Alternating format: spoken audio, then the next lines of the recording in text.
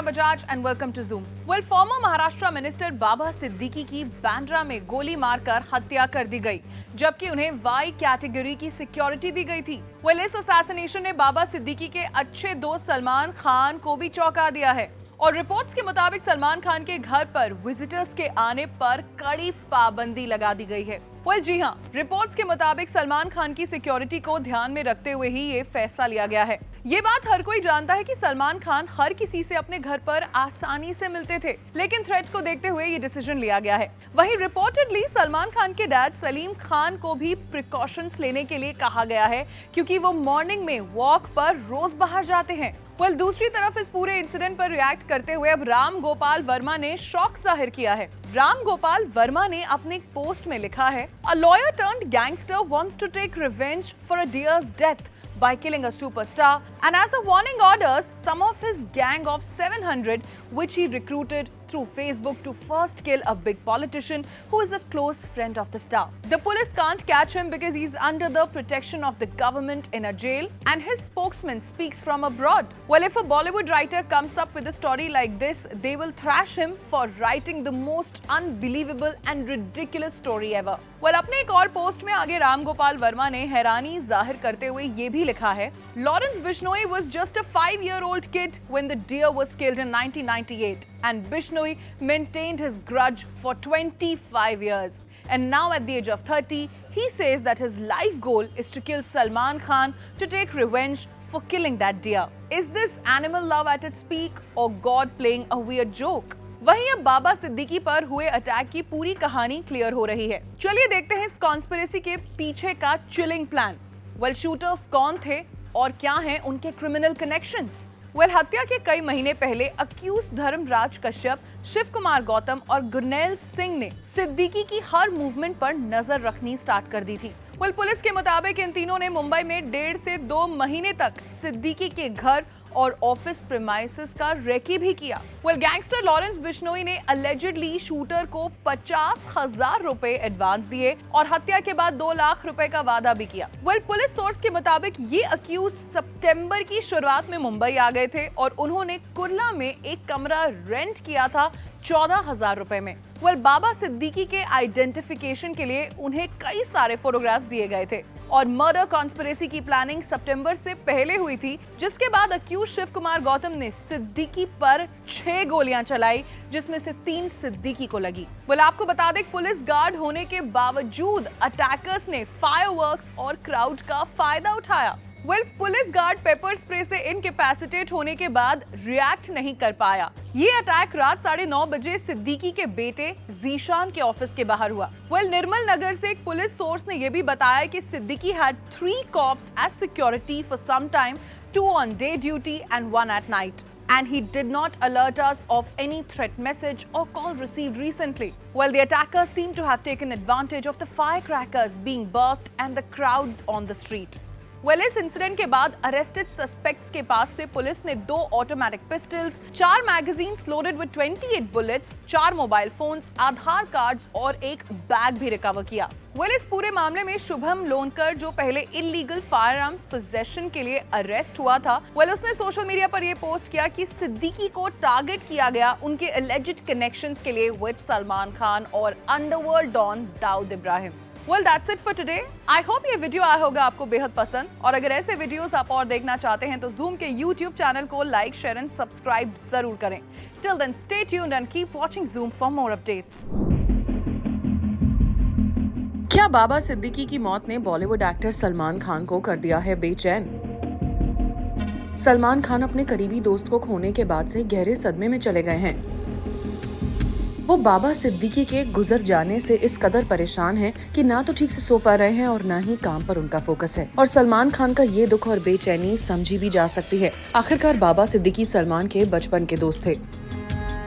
उन्होंने सलमान और SRK का भी पैच अप करवाया, जिसकी उम्मीद शायद सब छोड़ चुके थे। ऐसे में जाहिर है सलमान उनकी मौत का गम बर्दाश्त नहीं कर पा रहे, जो उनके चेहरे पर भी साफ दिखाई दिया।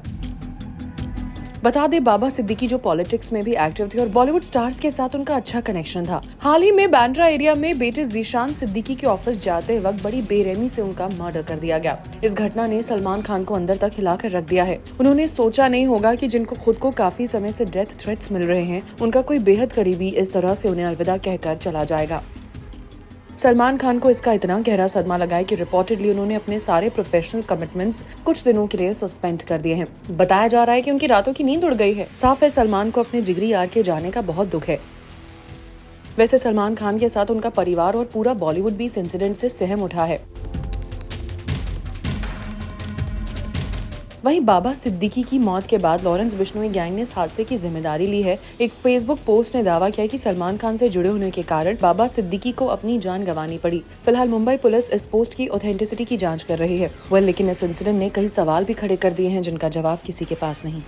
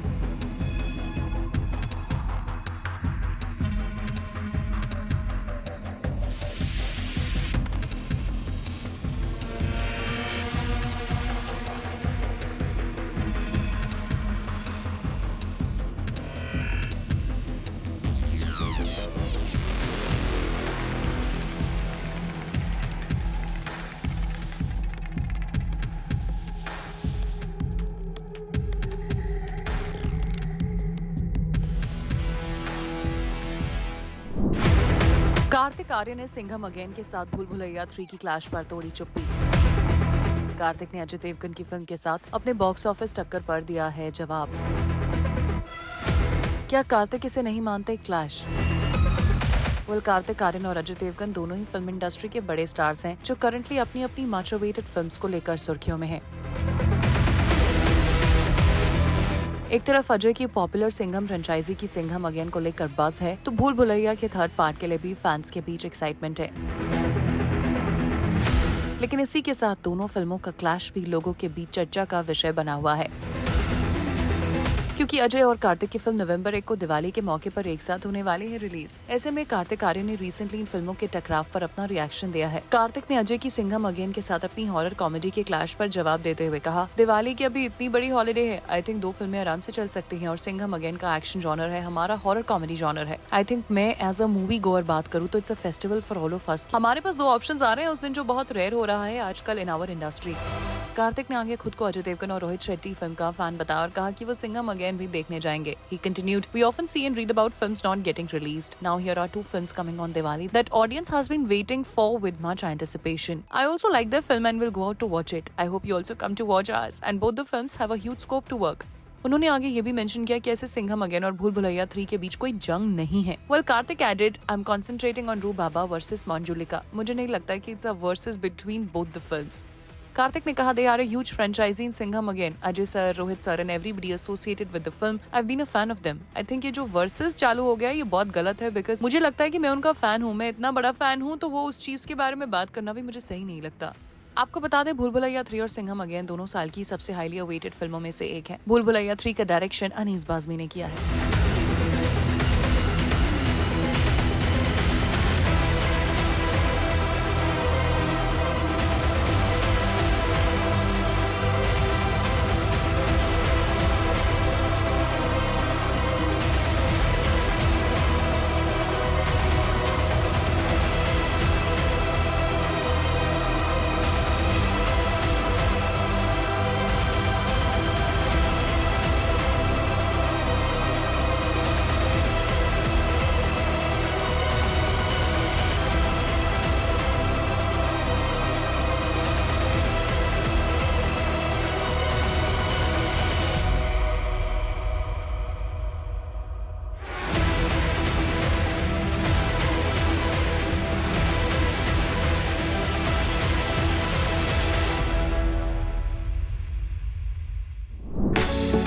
रणबीर कपूर एक बार फिर बने दूल्हा।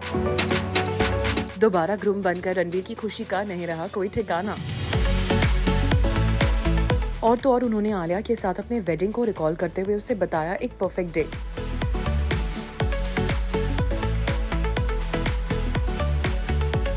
जी हाँ, रणबीर कपूर जो आलिया भट्ट के साथ हैप्पीली मैरिड हैं और एक डॉटिंग फादर हैं, वो रिसेंटली जब एक फैशन इवेंट का हिस्सा बने,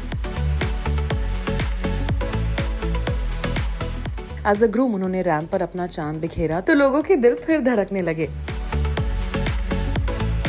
रणबीर दोबारा दूल्हा बनकर बहुत डैशिंग लग रहे थे।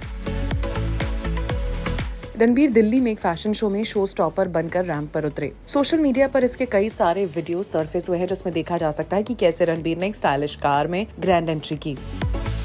इस दौरान ढोल बजे और आरके ने बारातियों के साथ डांस भी किया। वहीं दूसरी तरफ ये पल दोबारा जीकर रणबीर को आलिया के साथ अपना वेडिंग डे भी जरूर याद आ गया होगा।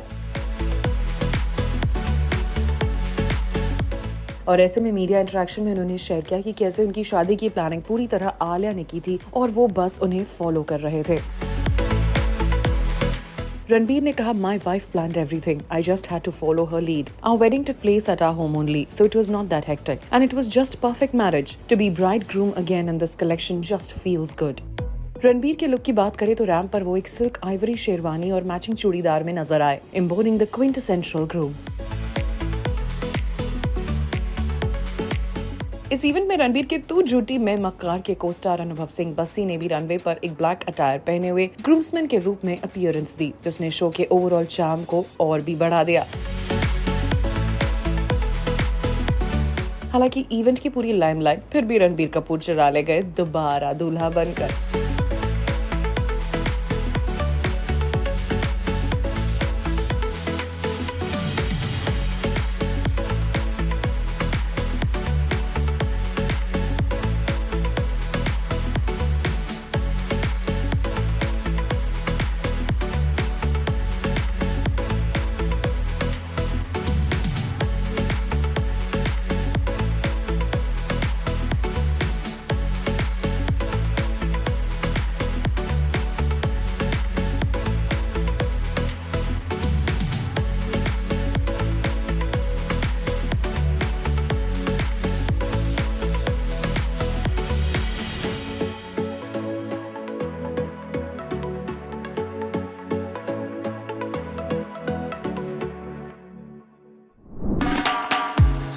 एल्विश यादव और नताशा स्टैनकोविक ने एक रील ड्रॉप किया है। नताशा के लेटेस्ट सॉन्ग तेरे करके को प्रमोट करने के लिए इस रील ने सबको सरप्राइज कर दिया। जहां कई लोगों को ये रील बहुत पसंद आई, वहीं कुछ यूजर्स ने एल्विश और नताशा को ट्रोल भी कर दिया।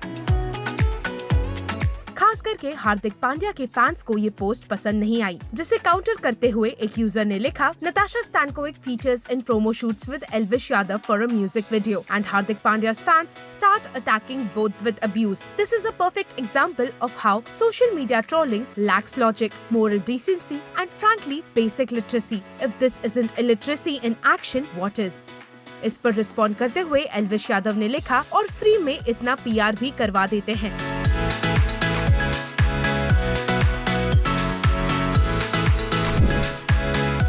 करीना कपूर की फिटनेस ट्रेनर ने अपने इंस्टाग्राम हैंडल पर एक ग्लिम्स शेयर की, जिसमें बेबो मैट पिलाटेस करते हुए दिख रही हैं। करीना ब्लैक एथलेजर में नजर आई और पिलाटेस करते वक्त उन्होंने अपनी आंखें बंद रखी थी। उनके फेस पर वर्कआउट का ग्लो बिल्कुल अनमिसेबल था। इस पोस्ट के साथ कैप्शन था, "Monday motivation, mat pilates with Kareena Kapoor Khan, workout anywhere, anytime, all you need is your body." मल्लिका शेरावत ने रिसेंटली अपने एक इंटरव्यू में शेयर किया कि वो हैप्पीली सिंगल हैं और इस फेज को एंजॉय कर रही हैं, जहां वो कभी भी अपने बैग्स पैक करके इधर उधर घूम सकती हैं। आपको बता दें, मल्लिका ने अपनी कमबैक की है फिल्म विकी विद्या का वो वाला वीडियो के साथ। रिपोर्टेडली सिद्धार्थ मल्होत्रा और जानवी कपूर ने टीम अप किया है एक रोमांटिक कॉमेडी के लिए, जो दिनेश विजन प्रोड्यूस कर रहे हैं, और फिल्म का टाइटल होगा परम सुंदरी। आपको बता दें, परम सुंदरी अभी अपने प्री प्रोडक्शन फेज में है और शूटिंग नवंबर या दिसंबर में शुरू होने की उम्मीद है। तृप्ति डिमरी इस वक्त अपने करियर के बेस्ट फेज में है। Ranbir Kapoor starrer film animal में उनके सपोर्टिंग रोल ने उन्हें देश की हाथरों बना दिया। इस साल के शुरुआत में उन्हें बैड न्यूज में देखा गया। उसके बाद पिछले हफ्ते रिलीज हुई विक्की विद्या का वो वाला वीडियो और अब वो मेगा दिवाली रिलीज भूल भुलैया 3 में भी नजर आएंगी। वहीं तृप्ति डिमरी 2024 की अपनी चौथी रिलीज के लिए तैयार थी, जो थी धड़क 2। लेकिन अब रिपोर्ट्स आई है कि इस फिल्म को नेक्स्ट ईयर तक के लिए पुश कर दिया गया है। इस डेवलपमेंट से जुड़े सोर्स का कहना है, धड़क 2 was earlier slated to release on November 22nd. It has been postponed and the producers, Dharma Productions, are looking at releasing the film on 21st February 2025. They feel it's an ideal release date for their film.